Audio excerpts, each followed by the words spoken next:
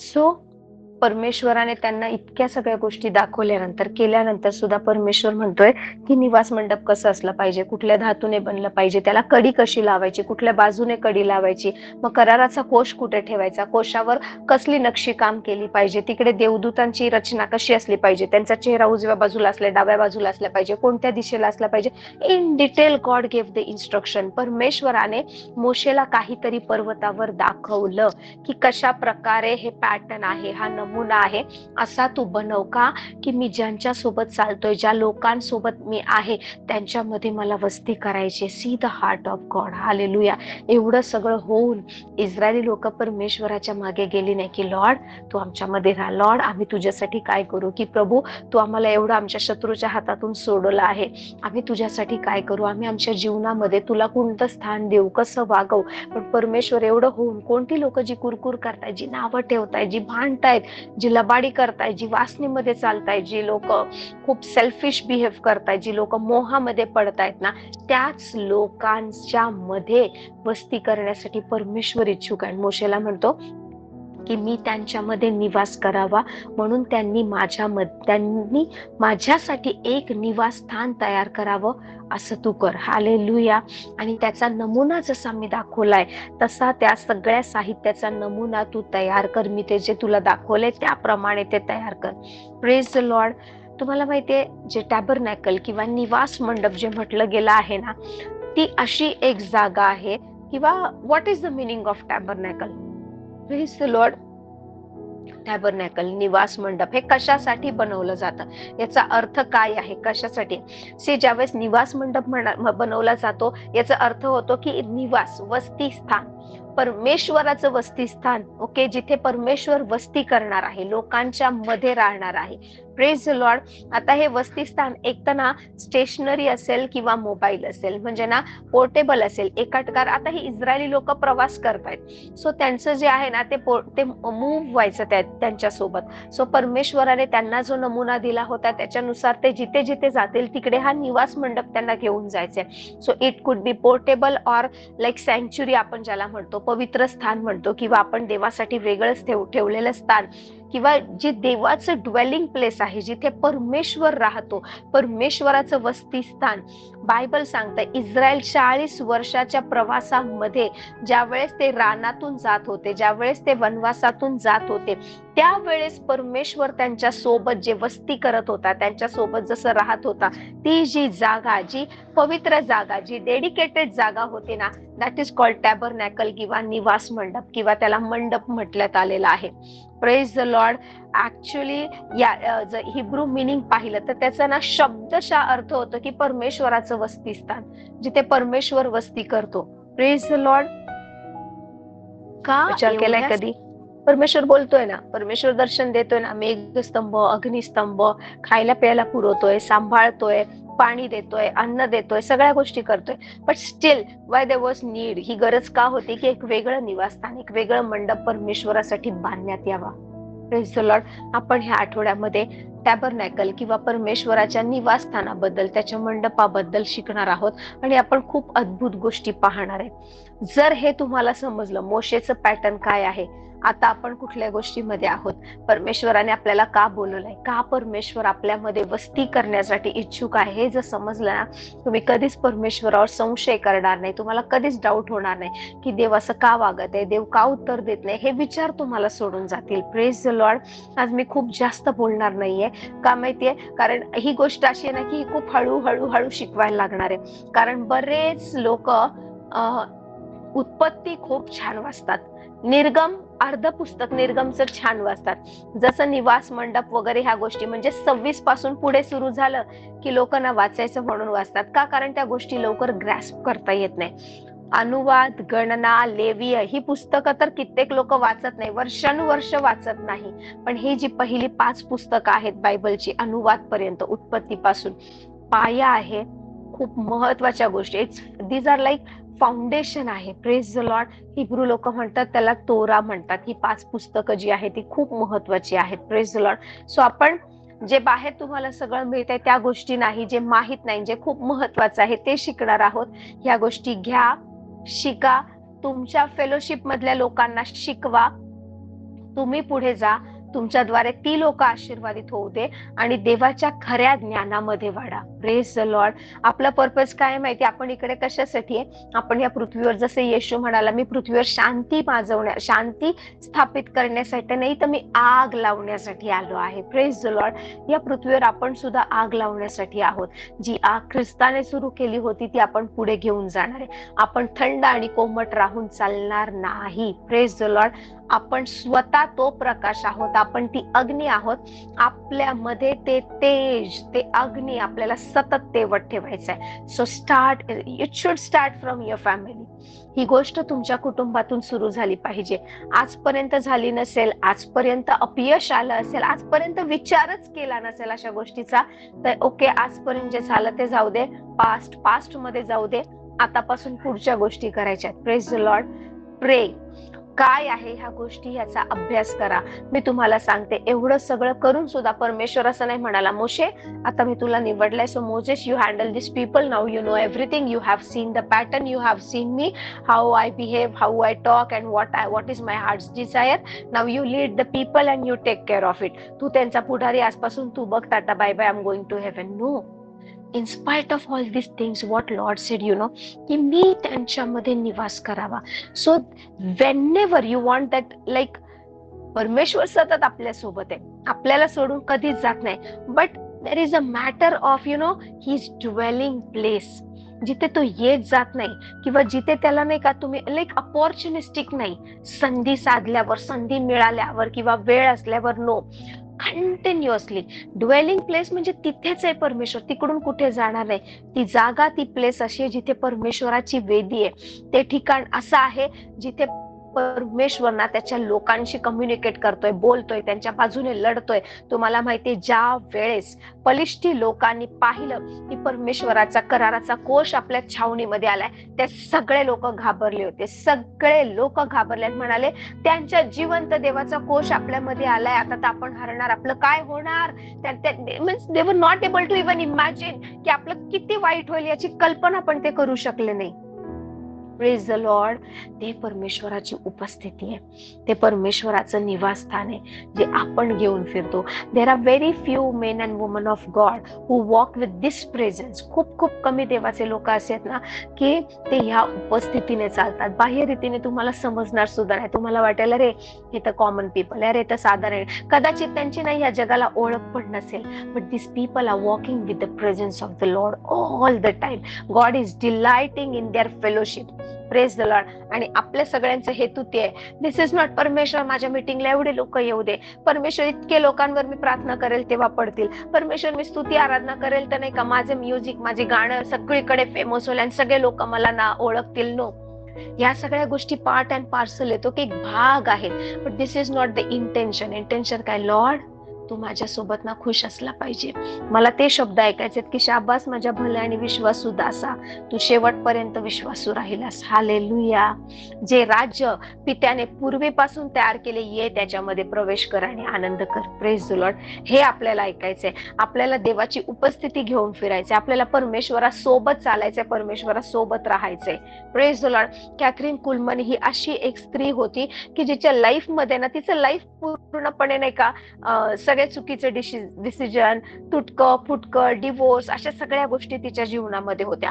पण त्या तुटलेल्या अवस्थेत, त्या अपयशी परिस्थितीमध्ये, त्या हरलेल्या, टाकून दिलेल्या, नावं ठेवत असलेल्या एम्बॅरेसिंग सिच्युएशन मध्ये, अपमानित सिच्युएशन मध्ये, जिथे ज्या वेळेस फॅमिली मेंबर्स पण उभे राहणार नाही, आपले परिवारातली लोक पण म्हणतील की काय ही तर ना अशी स्त्री असते का, अशी कोण देवाची सेविका असते का, अशी नावं ठेवतील. जिथे समाजाने नाकारले, ख्रिश्चन लोकांनी नाकारला आहे, त्या काळच्या चर्चेसने जिच्यासाठी दरवाजे बंद केलेत, या असल्या परिस्थितीमध्ये, असल्या रिजेक्शन मध्ये, असल्या फेल्युअर मध्ये सुद्धा ना ती परमेश्वराला सर्वस्व अर्पण करते, परमेश्वराकडे दृष्टी लावते आणि परमेश्वराची अपेक्षा करते, परमेश्वराची आशा धरून राहते आणि त्याच्यानंतर नंतर ज्या वेळेस या सगळ्यातून ती बाहेर येते ना, it is like from ashes to glory.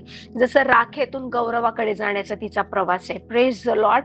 आणि ती अशी स्त्री होती ना की she was continuously communicating with the Lord, continuously.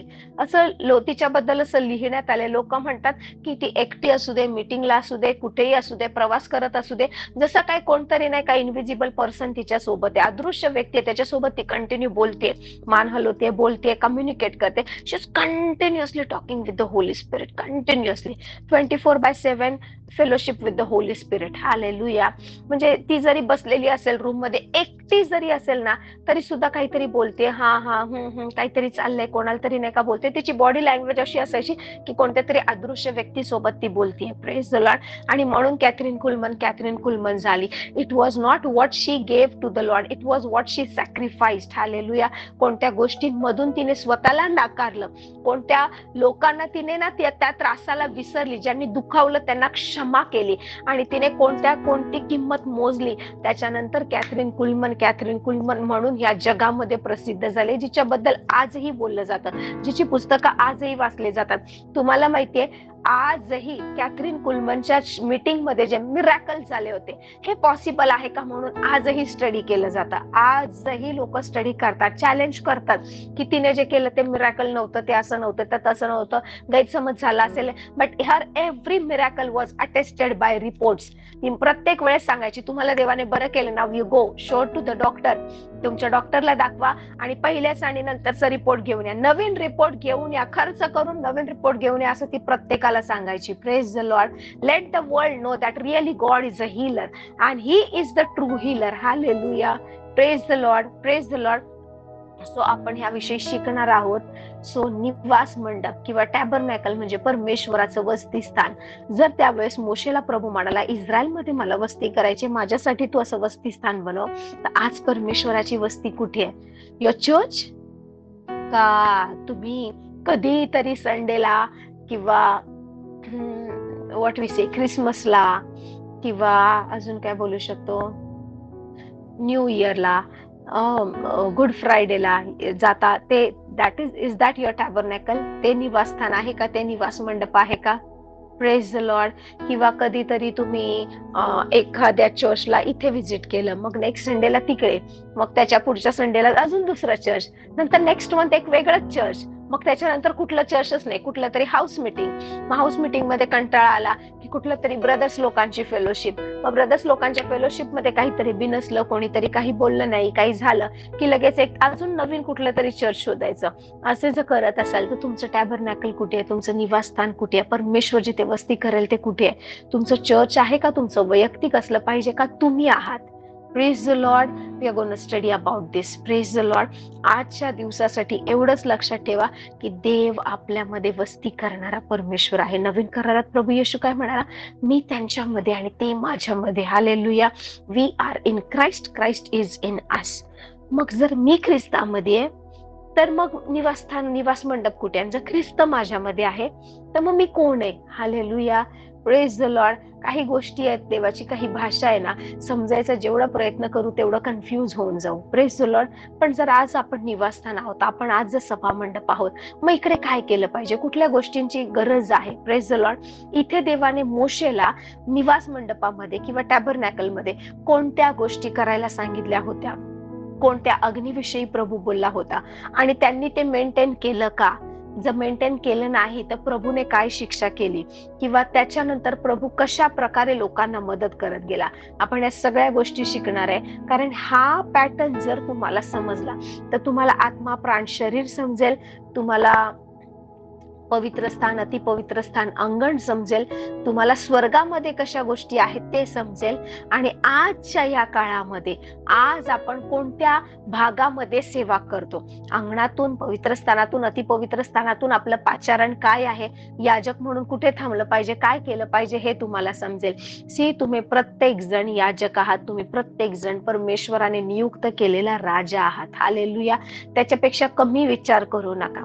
त्याच्यापेक्षा मी जनावरच आहे, मी धूळच आहे, मी अशीच आहे, मी पापीच आहे, हे सगळ्यात पहिले हे इरेज करून टाका. हालेलुया. तुम्हाला देवाने राजा असं बनवलंय, तुम्हाला देवाने याजक असं बनवलं आहे. सो तुम्ही चुका झाल्या, Bible said he made them, he made us, not they made us. Hallelujah. प्रकटीकरण 1:6 वाचा. प्रकटीकरण 1:6. इकडे काय लिहिलंय? आणि आपल्याला, ओके, अस आणि आपल्याला राज्य आणि आपला देव व पिता याच्यासाठी, देव आणि पिता याच्यासाठी याजक असे केले आहे. He has made us kings and priests unto his Father our God. Hallelujah. Kings and priests. He made us. आपल्याला केलं आहे. हे खूप सामर्थ्य शब्द आहेत. म्हणजे मी पवित्र जगले, मी योग्य आहे, मी पाप केलं नाही, मी खूप बलिदान केलं, मी खूप जास्त दान अर्पण करते, मी खूप गुडघ्यावर बसून रडते, प्रार्थना करते, मी नेहमी चर्चला नाही का सगळ्यात पहिली असते, मी नेहमी सगळ्यांचं ऐकते, कधी उलट बोलत नाही, काय नाही, मी अपमान सहन करते म्हणून नाही. He made us. त्याने आपल्याला याजक आणि राजा असं बनवलं आहे. सो त्याने जे बनवलंय त्याच्यावर विश्वास ठेवा. तुमचं मन जे सांगतं त्याच्यावर विश्वास ठेवू नका.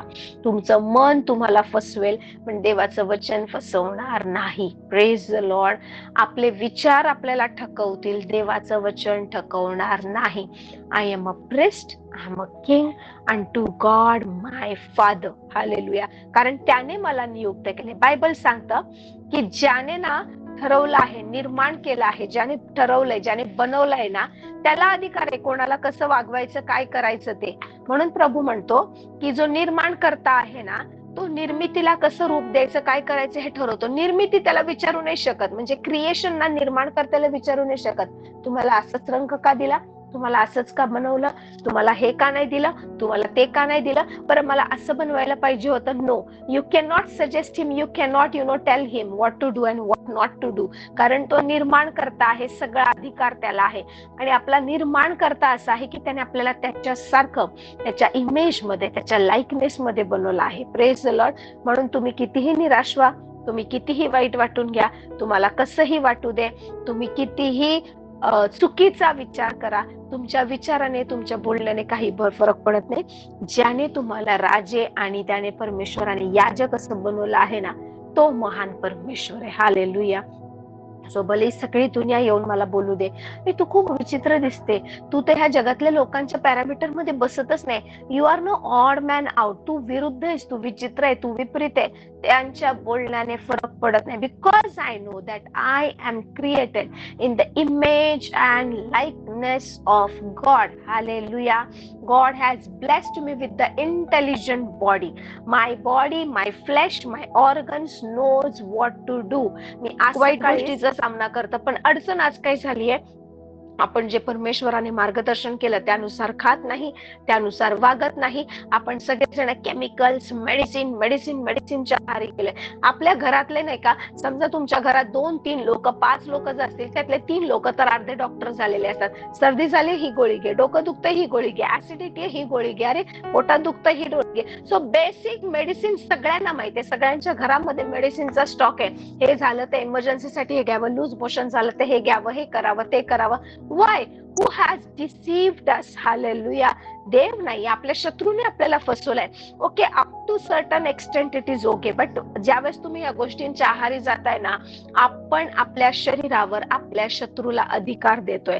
सो ज फार्माकोइया किंवा फार्मास्युटिकल किंवा फार्मसी हा शब्द जिथून आलाय ना, तुम्हाला प्रकटीकरणाच्या पुस्तकात दिसेल की हा शब्दाचा अर्थ होतो विचक्राफ्ट. Praise the Lord. आणि हा शब्द तिथूनच आला आहे. Witchcraft means controlling somebody's mind. What is witchcraft? कोणाच्या तरी मनाला कंट्रोल करणं, कोणाला तरी इन्फ्लुएन्स करणं, कोणाला तरी त्याच्या स्वतःच्या कॉन्शियसनेस मधून, सतसत विवेक बुद्धीतून बाहेर काढणं, चुकीच्या गोष्टीच्या नादाला लावणं. सो ह्या मेडिकल कंपन्या सगळ्या तेच करत आहेत. Cancer, HIV, AIDS, tuberculosis, diabetes, hypertension, असं दाखवलं जातंय की there is no cure, you cannot survive, you have to take this. काय चांगलं होतंय मला सांगा. There is cure in the word of God. Hallelujah. मी काही अशा लोकांशी लाईक थ्रू युट्यूब म्हणा किंवा मेसेजद्वारे कनेक्ट झाले की ते लोक लिटरली बायबलची डाएट फॉलो करतायत, बायबलची वचनं घेत आहेत, बायबलमध्ये जे परमेश्वराने सांगितले त्यानुसार करत आहेत. हालेलुया. सी, बायबलमध्ये एक वचन आहे, आय एम स्टडिंग, पण मला खूप त्याची क्युरिओसिटी लागली म्हणून मी कारण मी एक टेस्टमनी ऐकली होती. It's not related to this topic, but let me tell you, देवाकडे सगळ्या गोष्टीचं सोल्युशन आहे. बायबल फॉलो करायला शिका. बायबलमध्ये लिहिले प्रोवर्ब्स मध्ये की तुझ्या आणि तुझ्या घराच्या गरजेकरिता पुरेसे शेळीचे दूध तुझ्याकडे आहे. शेळीचं दूध किंवा ना बकरीचं दूध, पुरेसं बकरीचं दूध तुझ्याकडे आहे. बायबलमध्ये शेळीच्या दुधाबद्दल लिहिलेलं आहे. सो एका माणसाने लिटरली असं केलं की शेळीच्या दुधाबद्दल परमेश्वर का बोललाय म्हणून त्याने रिसर्च करायला सुरुवात केली. And then he started drinking the goat's milk, शेळीचं दूध. Okay.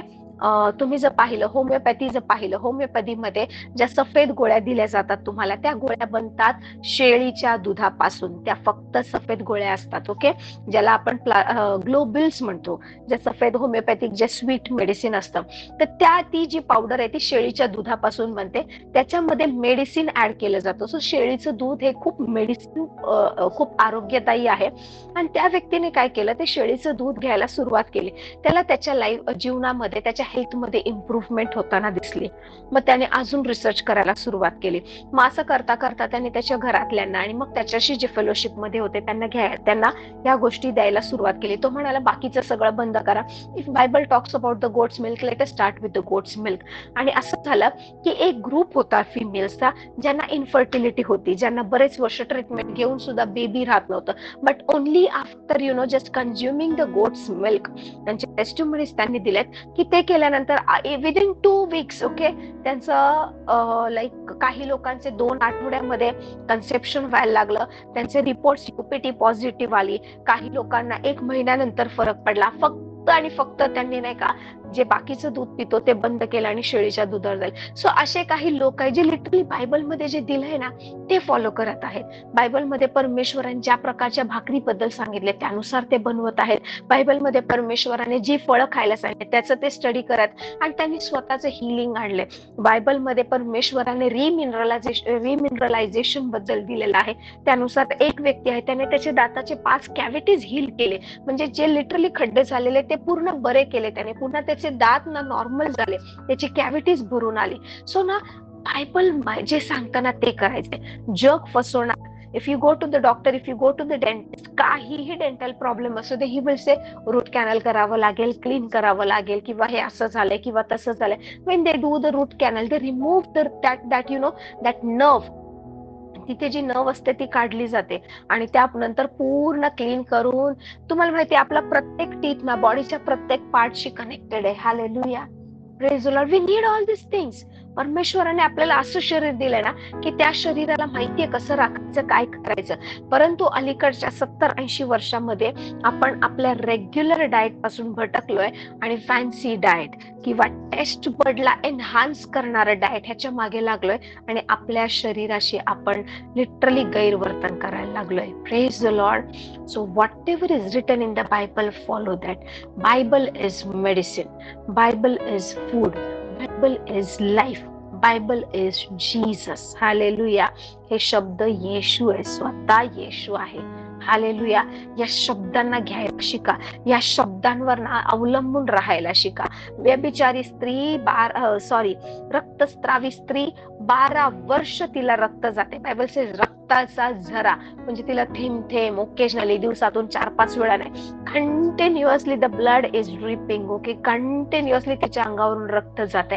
And now she was in that condition over a period of 12 years. 12 वर्ष त्या अशक्तपणामध्ये, त्या पूर्ण त्रासामध्ये ना, she just said if and only if, मी जर त्याच्या वस्त्राच्या काठाला जरी शिवले तर मी बरी होईन. हालेलुया.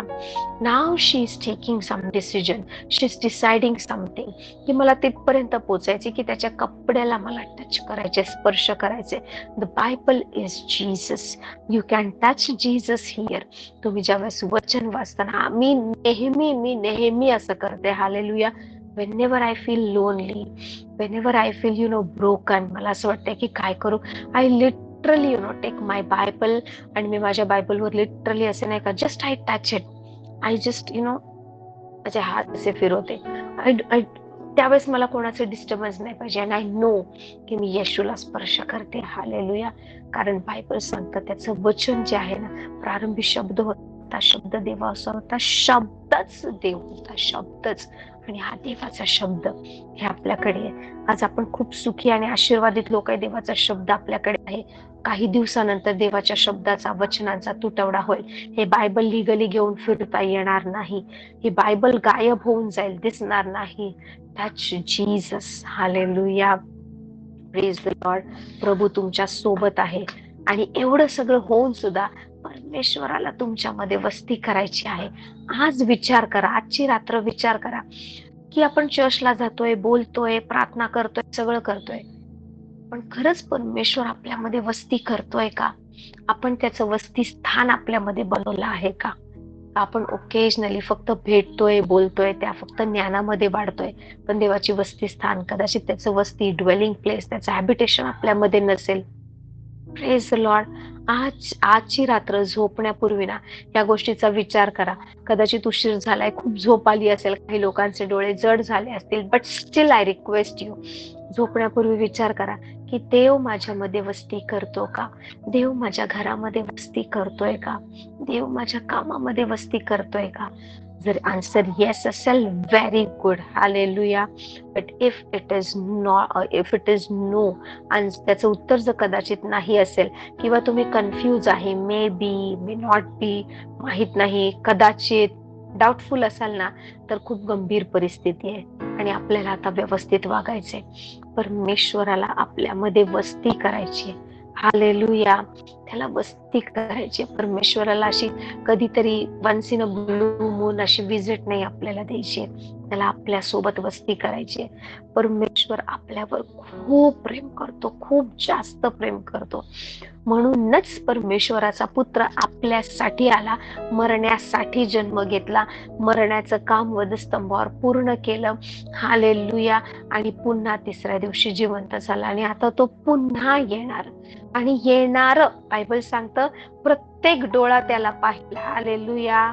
प्रत्येक डोळा प्रभूला पाहणार. आज ना उद्या प्रत्येक जण पाहणार. जे म्हणतात एक समेत ही स्टोरी आहे, ही काल्पनिक कथा आहे किंवा काय, ते प्रत्येक जण पाहणार. ज्यांनी त्याला भुसकलं ते पाहणार, ज्यांनी त्याला नाकारलं ते पाहणार, जे लोक विश्वासाने सहन करत राहिले ते सुद्धा पाहणार. एव्हरी आय, प्रत्येक डोळा, असं लिहिलंय. एकही डोळा असा राहणार नाही जो येशूला पाहणार नाही. त्यावेळेस कदाचित शोक होईल, रडणं होईल, आणि कदाचित त्यावेळेस आनंदही असेल. There will be mixed emotions. Hallelujah. पण त्यातलं कुठला इमोशन मध्ये तुम्हाला चालायचंय तुम्ही ठरवा. तुम्हाला रडणारे, पश्चाताप करणारे, पस्तावा करणारे, शोक करणाऱ्या लोकांमध्ये राहायचंय का आनंद करणारी? येस, आम्ही विश्वास ठेवला, आम्हाला माहिती होतं आमचा परमेश्वर जिवंत आहे आणि आमच्या परमेश्वराने आज आमची बाजू घेतली आहे. Praise the Lord. त्या आनंदात उभं राहायचं आहे. Believe in Jesus. Hallelujah. Praise the Lord. आपण